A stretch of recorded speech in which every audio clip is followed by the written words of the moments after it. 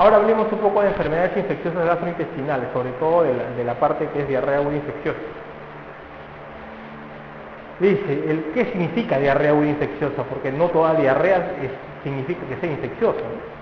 Diarrea aguda infecciosa es la disminución de la consistencia, o mejor dicho, es disminución de la consistencia, diarrea es disminución de la consistencia, ya sean líquidas o semilíquidas, y o incremento de la frecuencia de evacuaciones, típicamente 3 en 24 horas, típicamente, no quiere decir que sea necesario 3, pueden ser 2, ¿ya? Con o sin fiebre, ¿ya? O vómitos, siendo la diarrea típica menor de 7 días, pero no mayor de 14 días, ¿ya? Entonces, hablamos de aguda, es menor de 14 días, ¿no? Como acá dice, diarrea aguda es aquella diarrea que ya hemos definido, pero que el tiempo de duración es de máximo 14 días. Lo característico es de que este tipo de diarrea sea menor de 7 días, lo característico. La diarrea persistente es aquella que dura más de 14 días. Habitualmente los gérmenes más frecuentes involucrados son los parásitos acá, ¿no? A la cabeza la diarrea lambda, ¿ya?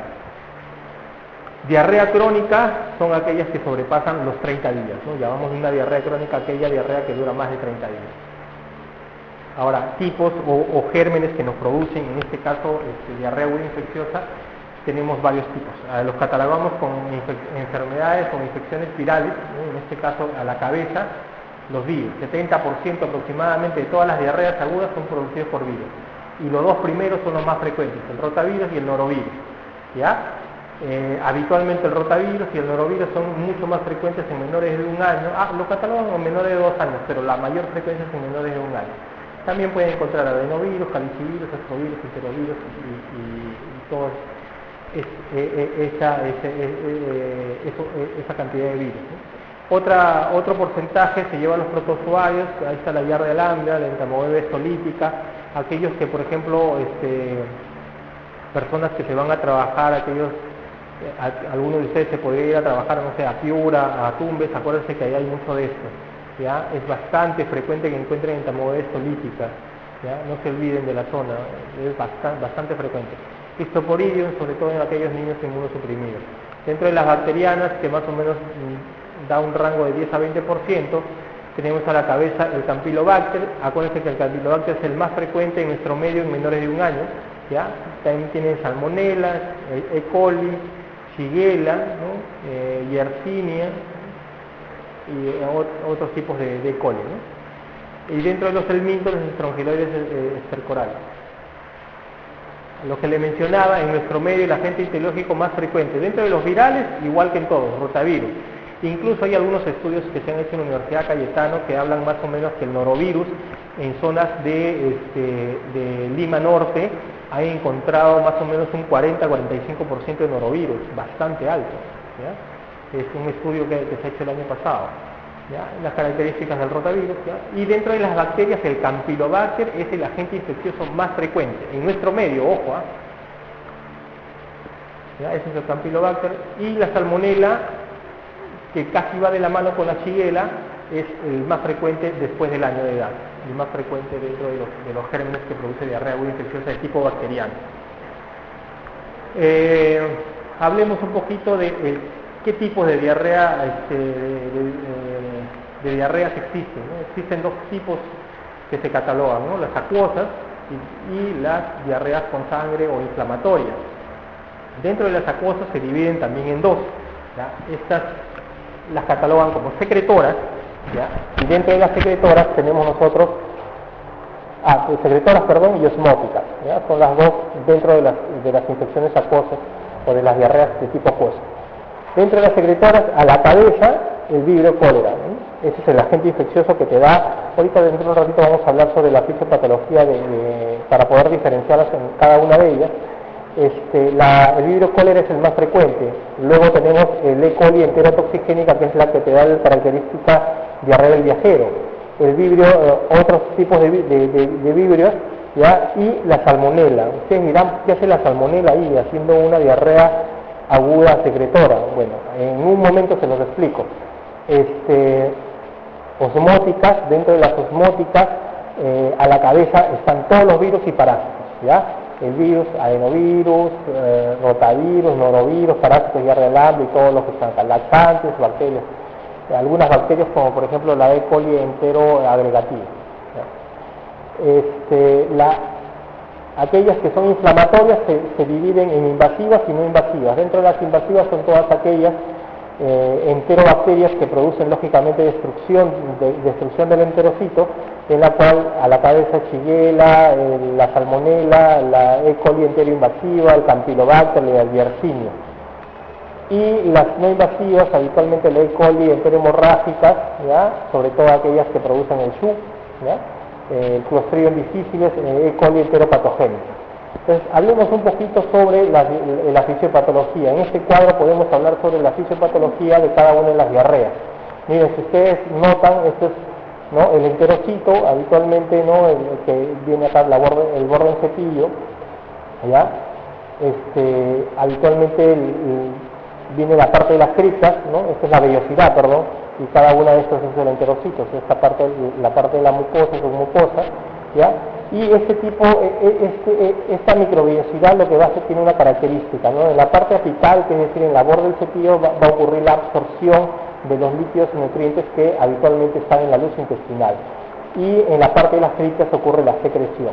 Entonces, ¿qué pasa? Habitualmente, si hablamos de una diarrea aguda infecciosa de tipo secretora, lo que se va a afectar es acá, estas células, estos enterocitos que están en las criptas, en las cuales va a haber va a haber una alteración a nivel de la adenilciclasa, y lo que va a ocasionar es una mayor secreción a nivel del lumen, una secreción de la mucosa intestinal hacia el lumen intestinal. Entonces lo que va a hacer es secretar cada vez más moco, cada vez más líquido, debido a que hay una alteración a nivel enzimática, y va a ocasionar toda un aumento de líquido a nivel de la luz intestinal, y eso lógicamente se va a convertir en una diarrea. Y eso es una diarrea secretora. Cuando hablamos de diarrea acuosa es cuando se alteran estas células que están a nivel del borde del cepillo. Es decir, viene el rotavirus viene acá, se multiplica en las células y comienza a destruir estas células.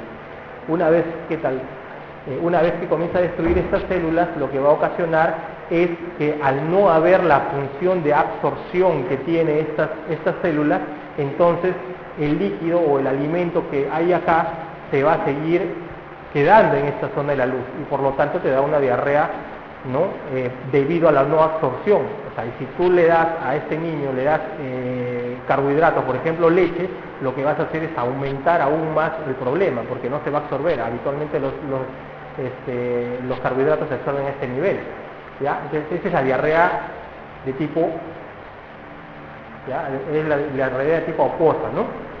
Acuosa, que es la diarrea secretora, y la otra es la diarrea que habíamos mencionado, ¿no?, la osmótica, ¿ya? Entonces, y la otra, que es más en el enterocito, pero ya estamos hablando a nivel colónico y en parte intestinal, es cuando viene la bacteria, en este caso invade la bacteria, destruye la bacteria, invade la mucosa, y lógicamente llega a vasos sanguíneos y destruye, por eso produce diarrea, ¿no? Es más que todo invasiva, ¿ya? Esa es más o menos la fisiopatología de cada una de las diarreas, que es fácil de entenderla. Ahora, ¿qué pasa con ¿por qué? Vamos otro ratito acá. ¿Por qué motivo yo les había puesto acá, les he puesto E. coli? No es que sea loco.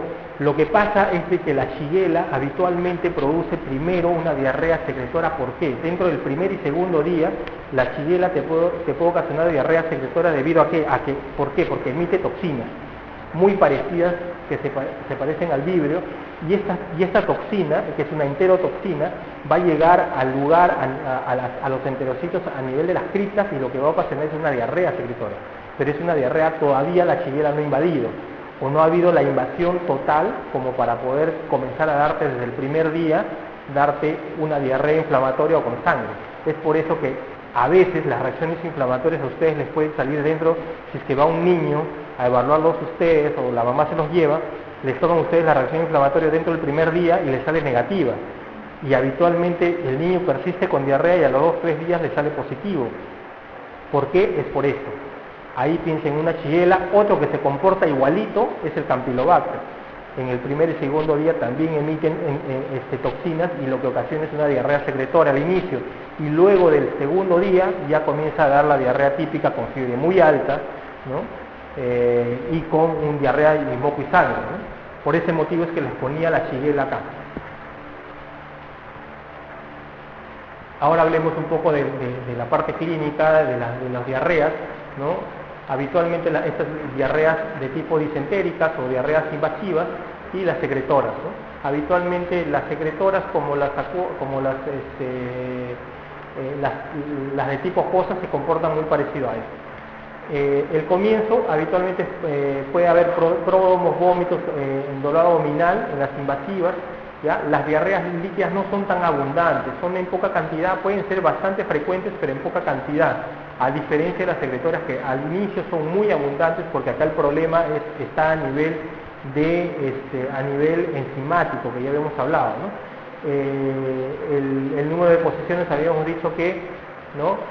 Es mucho mayor en las secretoras, y lógicamente esto te va a dar un mayor porcentaje de deshidratación, ¿no? Los leucocitos en el moco, sangre y pus, y los leucocitos habitualmente vas a encontrarlo positivo en las diarreas invasivas, por supuesto, y en las secretoras lo vas a encontrar negativo, porque no es su comportamiento, o no va a haber leucocitos aumentados, porque acá está alterada la adenilciclasa.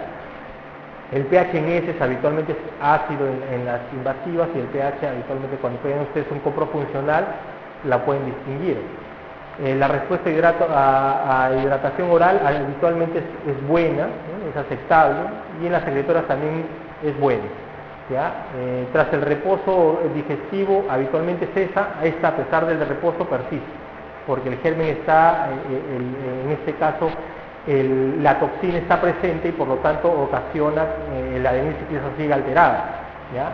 La clínica puede ir con fiebre, lógicamente fiebre alta, más de 39, puede haber bodorismo, tenesmos, el dolor abdominal es característico sobre todo en las invasivas, y la clínica habitualmente asociada a la secretoria por el número y la cantidad de deposiciones que hace, va a ocasionar deshidratación, podría haber fiebre.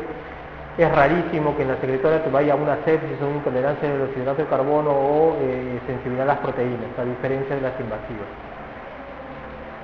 En cuanto a características, ya hablando de cada una de ellas, en cuanto al tipo de germen, ¿no? El rotavirus es mucho más frecuente, acuérdense, en otoño que invierno, ¿ya? No es tan frecuente en verano, es más frecuente en otoño que invierno, ¿ya?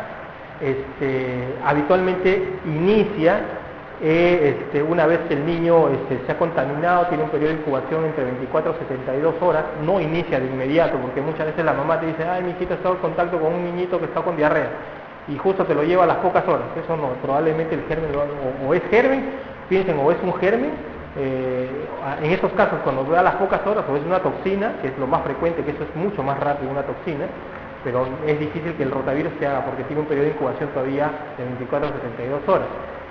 Acuérdense lo característico, el vómito, siempre pregunten, cuando sospechen ustedes de rotavirus, pregunten a la mamá qué inició primero, el vómito o la diarrea. Si le dicen que fue el vómito, piensen que probablemente es un rotavirus. Muy parecido al adenovirus también. La diferencia del adenovirus es que tiene mayores síntomas respiratorios. Habitualmente el niño inicia con congestión nasal, estornudos, puede haber un poco de tos, que más o menos dura un día, 2 días, puede haber febrícula, y al tercer día habitualmente ya comienza con vómitos y diarrea. Entonces eso habitualmente va mucho más asociado a adenovirus que a rotavirus. Las diarreas son muy líquidas, abundantes ya, y pueden ocasionar fiebre, puede incluso haber moco, y habitualmente va con síntomas respiratorios. La salmonela se comporta diferente, es mucho más frecuente en verano, otoño, su periodo de incubación es un poco más rápido, de 12 a 48 horas, son heces semilíquidas, olor a huevo podrido, manifiestan, y habitualmente va con 50% de fiebre. Da diarrea disentérica, pues como ya habíamos mencionado. ¿Ya? El Campylobacter, que ya habíamos mencionado que es el germen más frecuente en menores de 1 año, en todos aquellos lactantes menores de 1 año, primero ustedes sospechen en Campylobacter antes que cualquier otro germen bacteriano, ojo, porque si hablamos de más frecuente en menores de 1 año, de todos a la cabeza es rotavirus, ¿ya? Pero si hablamos de agentes bacterianos, el más frecuente es Campylobacter, no se confundan por si acaso. Cuando les hablo que el agente más frecuente es Campylobacter en menores de 1 años, estamos hablando de bacterias, excluyendo los virus, ¿ya?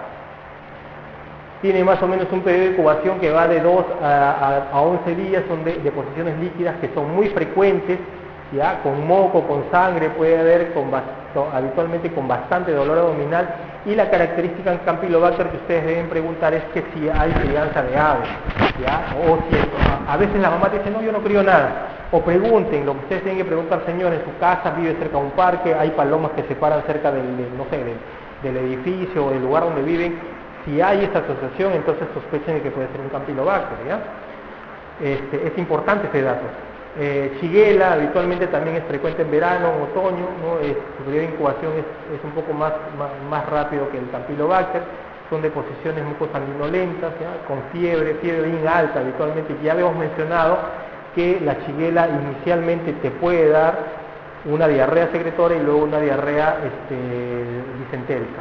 La Yersinia habitualmente es más frecuente en otoño e invierno, diarrea que puede ir con moco y sangre, fiebre y dolor en fosa ilíaca derecha.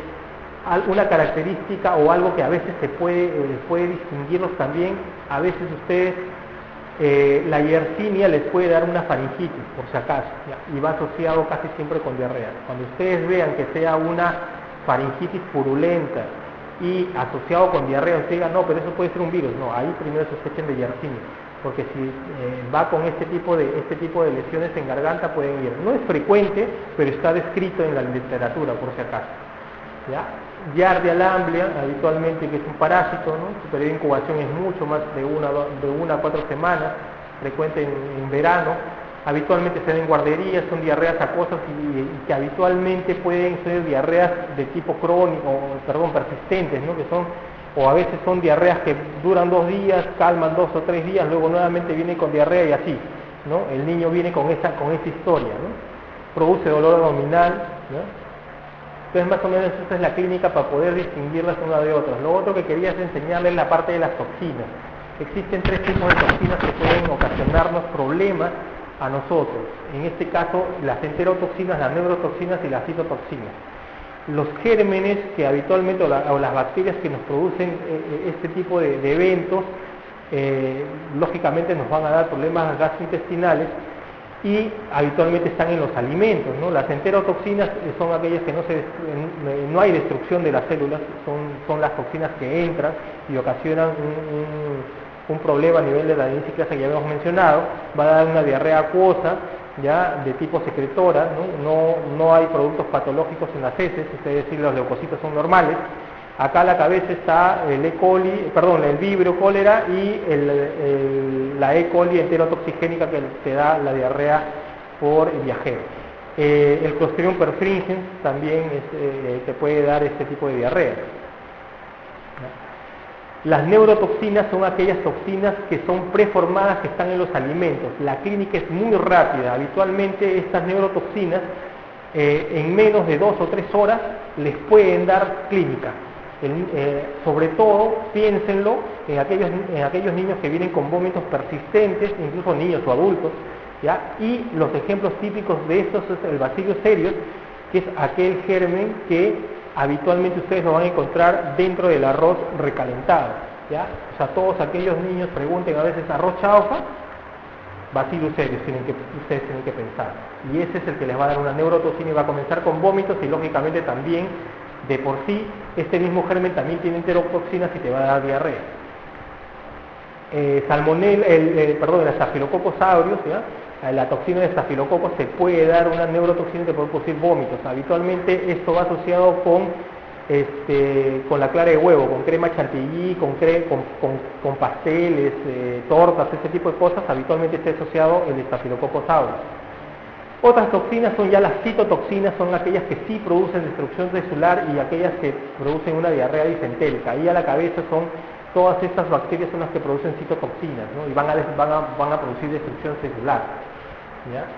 Ahora hablemos de las consecuencias que te puede dar una diarrea, que habitualmente son las de deshidratación. Hablemos un poco de deshidratación, ¿ya? La deshidratación, conocemos que hay 3 tipos de deshidratación leve, moderada y severa. Vamos a hablar rápidamente de una de cada una de ellas. Habitualmente hablamos de deshidratación leve, es aquella deshidratación que tiene menos de 5% de pérdida de peso corporal, ¿ya? Es un poco difícil poder catalogarlo con esa definición según la OMS. Habitualmente hablamos de deshidratación leve cuando hay la historia de pérdidas sin síntomas de deshidratación o a lo máximo un síntoma de deshidratación que puede ser los labios secos, que puede ser un ligero hundimiento, sequedad de mucosas o un poco de sed, ¿no? Entonces ahí hablamos de deshidratación leve en cuanto a síntomas. Habitualmente el tratamiento es reponer las pérdidas con suero de hidratación oral. Hay que dar más o menos de este suero de hidratación oral 10 cc por mililitro por kilo por cada deposición o 5 cc por cada vómito. ¿Qué significa esto? Por ejemplo, si mi nene pesa 10 kilos, ¿no? Y me está haciendo una diarrea, entonces yo le digo a la mamá que le reponga 10 por 10, 100. Entonces más o menos son 100 centímetros de suero de hidratación oral que tiene que reponerlo por cada deposición. Y si fuera vómito le tendría que reponer, en este caso 50 cc por cada vómito. Entonces esto me sirve para más o menos ustedes puedan reponer las pérdidas, porque si ustedes le dicen solamente repóngale, tienen ustedes que reponer más o menos la cantidad que más o menos va a perder. Por eso es importante. La otra parte del tratamiento con la deshidratación leve, en este caso, es continuar con la alimentación habitual, ¿no? Se puede dar suplementos de zinc y habitualmente indicar los signos de alarma, ¿no? La deshidratación moderada es aquella deshidratación que ya tiene más síntomas, habitualmente según la OMS, es aquellas pérdidas que van de 6 a 9% del peso corporal, ¿no? Habitualmente acá ustedes sí van a encontrar ojos hundidos, van a encontrar mucosa seca, van a encontrar llanto sin lágrimas, fontanela hundida, ¿no? Todos esos síntomas van a encontrar en una deshidratación moderada. Yo les voy a indicar ahora, cuando hablemos de deshidratación severa, cuáles son los signos que ustedes deben buscar en deshidratación severa para ustedes saber cuándo es deshidratación severa o cuándo es deshidratación moderada, ¿ya? ¿Cómo se hidrata? ¿Cuál es la forma de hidratación habitual? Lo que habitualmente se usa actualmente, bueno, en los últimos años, en todas las guías hablan de hidratar con una solución al medio normal. ¿Qué quiere decir eso? Que sea una solución en la cual haya 77 miliequivalentes de sodio. Esa es más o menos la proporción que tiene que haber de sodio en un litro por cada litro de solución. Y una vez que ustedes han catalogado a su paciente que tiene deshidratación moderada, ustedes tienen que reponerla entre 50 y 100 cc por kilo, en un lapso de entre 4 y 6 horas, ya sea vía oral o vía endovenosa. ¿Qué quiere decir eso? Por ejemplo, en el mismo ejemplo anterior, si su nene tiene 10 kilos, ¿no? y viene con deshidratación moderada, entonces ustedes le calculan las pérdidas y ustedes van a decir, yo le voy a dar 50 por 10, 500 o 100 por 10, 1000. O sea, ese es lo que ustedes van a oscilar en dar. Ahora ustedes me dirán, doctor, pero hay una diferencia bastante abismal entre darle 500 a un niño y darle 1000, bastante alto, ¿no? Esto, habitualmente, lo que indican las guías, no hay un consenso en la cual te digan, en uno dale 70, en otro dale 50, en otro dale 100. Lo que habitualmente hacemos es darle de acuerdo a la cantidad de síntomas que tengan o de acuerdo al tipo de deshidratación, al grado de deshidratación moderada que tenga. Por ejemplo, si yo lo encuentro con 2 signos de deshidratación, probablemente le dé de 50 a 60. Si yo lo encuentro con más de 3, 4 signos de deshidratación, le puedo dar 70, 80, pero si ya lo encuentro con 4 o 5 signos de deshidratación, probablemente le pueda dar 100 cc, ¿no? Eso es más subjetivo, ¿ya? Y que uno, conforme va viendo pacientes, te vas catalogando cómo darle, ¿no? Entonces, habitualmente este tipo de hidratación no quiere decir que este es un cálculo, ojo que este es un cálculo, no es necesario que toda esta cantidad que ustedes le han calculado tenga que pasar. Ustedes le calculan, por ejemplo, este niño que habíamos dicho de 10 kilos, le dan 500 cc en 4 o 6 horas, ya sea vía oral o endovenosa. O sea, estamos hablando de 500 en 4 horas, estamos hablando que le vamos a dar por hora 125 mililitros por cada hora, vía oral. Pero si ustedes, este niño se tiene que evaluar cada hora, si ustedes ven que este nene a las 2 o 3 horas ya está sin signo de deshidratación, no es necesario que ustedes cumplan todo el volumen que han calculado. Probablemente con la cantidad inicial o que ya estaba tomando, probablemente se hidrató y no es necesario que culmine. Ya de ahí pasan a un plan A. O sea, nuevamente retornan a reponer las pérdidas nada más. Y si fuera endovenoso, debido a que el paciente persiste vomitando y no tolera la vía oral, entonces en esos casos ustedes le van a dar vía endovenosa. Entonces en esos niños, igual, ustedes cada hora lo tienen que estar monitorizando. Si ustedes ven que a la tercera hora ya está hidratado, el endovenoso lo suspenden y luego le dan un mantenimiento y le inician vía oral o le inician la tolerancia oral para ver si ya está tolerando y ya le pueden dar de alta más adelante.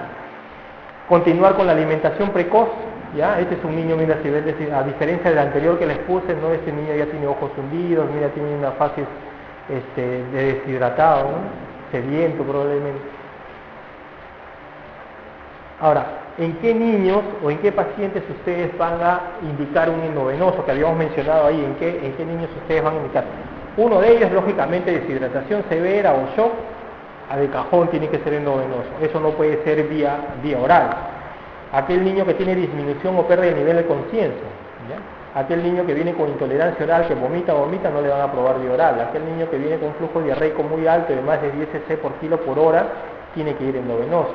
Si es que persiste con los síntomas de deshidratación, a pesar de haber dado la terapia vía oral o la hidratación de vía oral, que le dieron 4 o 6 horas, si persiste con vómito y persiste deshidratado, entonces en ese nene forzosamente tiene que ir endovenoso, ya no le sigan probando vía oral. Aquel niño que viene con distensión abdominal, con hilo paralítico, aquel niño que viene con insuficiencia renal, ¿no? Este niño le han puesto endovenoso. Y hablamos de deshidratación severa, aquella deshidratación que tiene más del 10% de pérdida de peso corporal total. Acá en estos casos el tratamiento difiere del anterior. Acá, acuérdense una cosa, cuando hablamos de deshidratación severa, habitualmente catalogamos 3 signos importantísimos. El nivel de conciencia, o sea, si ustedes le viene un nene con trastorno de sensorio, que tiene la clínica de haber estado con diarreas y vómitos, si viene con trastorno de sensorio, somnoliento, letárgico, ese es un niño que tiene deshidratación severa. A ese niño, lógicamente, no lo pueden catalogar como deshidratación moderada. O sea, ya de por sí, ese signo te indica que está severo y probablemente ya chocado. El otro signo es el llenado capilar. O sea, si tiene un llenado capilar prolongado, más de 3 segundos, entonces ustedes tienen que, eso quiere decir que hay una hipoperfusión, ¿ya? Que no está habiendo una perfusión adecuada y ese niño está chocado. Y la otra es la hipotensión arterial. Entonces, un niño con hipotensión, hipotenso, lógicamente es un niño que ya ustedes lo pueden catalogar chocado. Con percentil menor de 5, para la presión que le corresponde de acuerdo a la edad, entonces es un paciente chocado. En esos casos lo que ustedes tienen que hacer es pasar al plan C, que en este caso es para un niño con deshidratación severa y shock, así se llama, deshidratación severa y shock, ¿ya? En la cual ustedes lo primero que tienen que hacer es reponer el intravascular. Esto, lo que les he puesto acá arriba, es reposición del intravascular. Aquí todavía ustedes no están hidratando. ¿Por qué? Porque el niño, como ya les mencioné, si tiene alguno de los 3 signos que le acabo de decir, ojo que este niño puede tener los otros signos agregados a los anteriores, lo que le dan ojos hundidos, fontanela hundida, signo del pliegue, oliguria y ese tipo de cosas, pero los 3 signos que les acabo de mencionar, esos signos son los más importantes para ustedes catalogar deshidratación y son los que ustedes tienen que buscar. O sea, viene un paciente con deshidratación y ustedes no saben, ¿está moderado o está severo? Acuérdense de esos 3 signos. Si alguno de ellos tienen, ya saben cómo actuar, ¿no? Si no los tiene ninguno, entonces es un moderado, así de simple, ¿ya? Y lo que hacen, una vez que lo catalogan, le van a dar cloruro de sodio al 9 por 1000, 20 cc por kilo. Lactato Ringer no hay acá en el Perú, salvo algunos lugares. En el hospital de niños tienen esto en el área de quemados, es el único lugar que he visto que tiene, no sé si el seguro lo tiene. Solución electrolítica, salvo en el caso que ustedes estén en Chumbivilcua y no tengan ni cloruro ni nada, le pasan solución polielectrolítica, por si lo tienen, ¿ya? Pero no es lo ideal es cloruro de sodio, porque tiene 154 miliequivalentes a diferencia de la solución polielectrolítica que tiene 90 miliequivalentes. Y la cantidad que le van a dar a ustedes, 20 cc por kilo.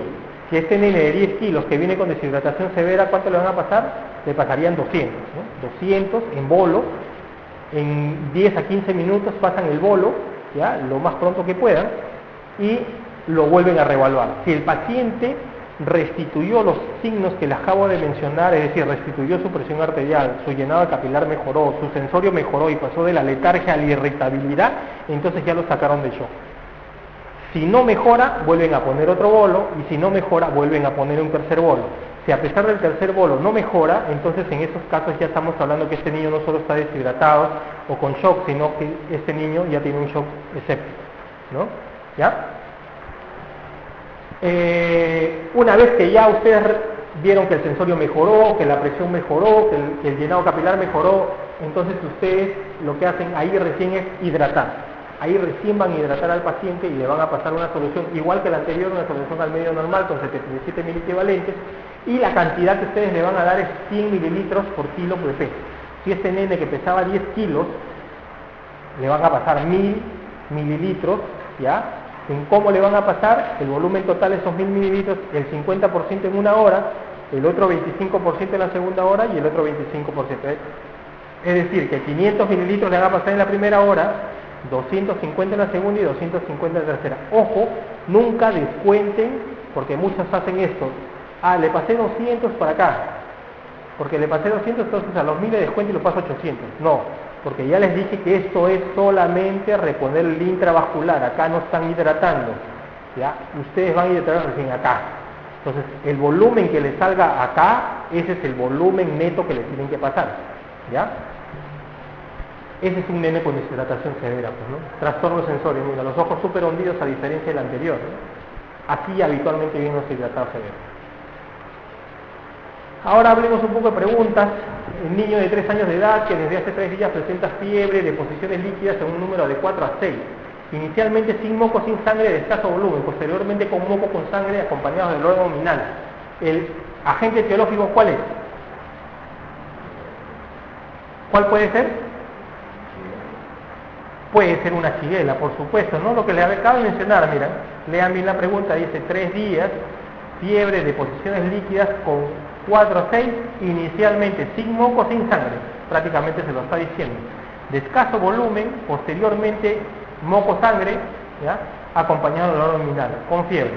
Esta es una diarrea disentérica. Entonces, acá, de acuerdo a las alternativas que nos dan, les había mencionado que quien producía una diarrea secretora y luego una diarrea disentérica, la shigella o el campylobacter. Y dentro de las alternativas me están poniendo rotavirus, salmonella, shigella. Entonces acá la alternativa correcta es shigella.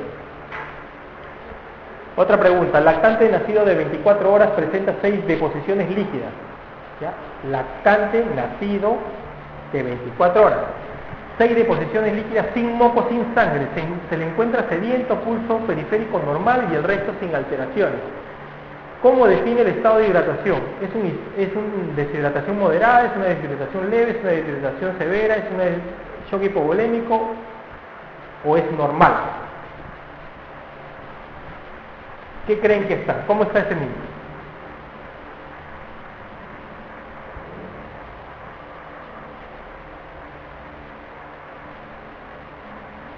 ¿Alguien quiere responder? Tiene 24 horas de vida, ¿no? Ah, perdón, lactante nacido hace 24, claro, es un recién nacido, acá hay un error. Presenta 6 deposiciones líquidas. Ojo, no confundan, ¿eh? Las deposiciones del neonato sí son deposiciones grumosas, podrían ser semilíquidas, pero no son líquidas. Ese sí es una diarrea. Sin moco, sin sangre, que se encuentra sediento, pulso normal, resto sin alteración. ¿Cuántos signos de deshidratación hay? 1, la sed. Entonces, hola, ¿cómo están? Entonces ahí la respuesta correcta es una deshidratación leve. Aunque es rarísimo encontrar un neonato de 24 horas que haya tenido tantas diarreas que solo encuentre solo sediento, es difícil, ¿no? Habitualmente debería, pero la pregunta dice así, textualmente, ¿no? Yo esperaría encontrar un poco más de síntomas, ¿no? Habitualmente en un recién nacido. Pero nos ceñimos a la pregunta que dice ahí. Lactante 6 meses con deshidratación severa, con fiebre, diarreas y vómitos. Presenta oliguria, acidosis metabólica descompensada. ¿Cuál es la actitud inmediata? ¿Qué hacen ustedes si tienen un paciente con deshidratación severa, ¿ya? Que está oligúrico con acidosis metabólica descompensada? ¿Qué harían? ¿Qué es lo primero que harían? ¿Se acuerdan que los puse? ¿Qué hacen? Lo bolean, ¿no? Esa es la actitud correcta. Ya, pero ahora me dicen, la respuesta correcta acá sería cloruro de sodio al 9 por 1000, ¿no? ¿ya? En bolo, 20 cc por kilo. Esa es la respuesta correcta, porque es una deshidratación severa, ¿ya? No me dicen los otros signos que yo les he mencionado, pero bueno, ya te está hablando de deshidratación severa, ¿ya? Y lógicamente la deshidratación te va a producir una acidosis metabólica descompensada, lógicamente va a llevar una oliguria. Acá dice, ¿cuál sería la respuesta correcta? Hidratar rápidamente y monitorizar el potasio sérico, administrar bicarbonatos expansores, forzar diuresis con furosemida, administrar antibióticos, administrar reto de potasio. ¿Qué se pierde por las diarreas? Potasio o sodio. Más sodio que potasio. Potasio se puede perder, pero no en una gran cantidad. Ya. Reto de potasio no creo. Administrar antibióticos, estamos hablando que es un niño con deshidratación severa. Me dicen cuál es la actitud inmediata. Lo inmediato que tenemos que hacer es hidratar rápidamente. En esta alternativa nos ponen esa cosa, monitorizar potasio sérico. No es tan necesario monitorizar. Lo que sí tendrías que monitorizar es el sodio, porque las deshidrataciones pueden ser isotónicas, hipertónicas o hipotónicas, ¿no? El sodio sí, la deshidratación sí me va a producir, acá debería decir en realidad monitorizar electrolito sérico, pero no potasio sérico. Pero esta fue una pregunta que vino el año pasado en el examen de residentado, ¿ya? Así vino, textualmente, ¿no? Entonces acá la respuesta correcta sería rehidratar rápidamente o hidratar rápidamente y monitorizar electrolito sérico, ¿no? Pero ahí lo ponen como potasio sérico. Es un distractor probablemente, porque de las otras alternativas la acidosis metabólica descompensada no necesariamente necesita una acción inmediata, ¿no? Lo que sí necesita de todo esto lo que tiene es la deshidratación severa. El tratamiento de shock hipovolémico en niños, ¿cuál es? Habíamos mencionado. Nene con shock hipovolémico, ¿qué le hacíamos? ¿Cuál es lo primero que ustedes tienen que hacer? Suero fisiológico 20 cc por kilo, ¿no? Que es el cloruro de sodio al 9 por mil, ¿ya? Entonces la respuesta correcta es la E. Suero fisiológico 20 cc por kilo. El niño de 1 año es llevado al centro de salud por presentar en un día 10 deposiciones acuosas y 8 vómitos. Es alto, bien alto. El examen físico pesa 12 kilos. Ojos hundidos, mucosa seca, signo del pliegue, letárgico. ¿Qué volumen de líquido endovenoso se debe administrar en la primera hora?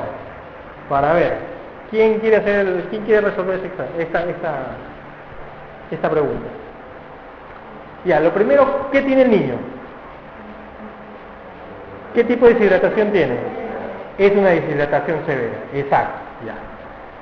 Ahora, a mí me piden, ya saben que la deshidratación severa lo primero que ustedes hacen es, por ejemplo, ya habíamos hablado, cloruro de sodio al 9 por mil, 20 cc por kilo. Pero acá me están pidiendo qué volumen le voy a poner yo a este nene en la primera hora. O sea, ya me están hablando de la hidratación, no me están hablando de bolearlo. Entonces, si este niño pesa 12 kilos, ¿cuánto le tengo que poner de cloruro de sodio? ¿Se acuerdan? La cantidad por kilo. ¿Cuánto era? 100 cc por kilo. ¿Ya? 20 es cuando vamos a reponer el intravascular. ¿Ya? No se confundan. ¿Ya? Porque acá estamos hablando, acá me están diciendo en la primera hora, es decir, qué es lo que tengo que hacer yo dentro de la primera hora para hidratarlo. Entonces 100 cc, 100 por 12, 1200. ¿Cuánto se pone en la primera hora? El 50%. Entonces, ¿cuánto le tenemos que pagar? 600. Entonces ahí la respuesta es 600 ml.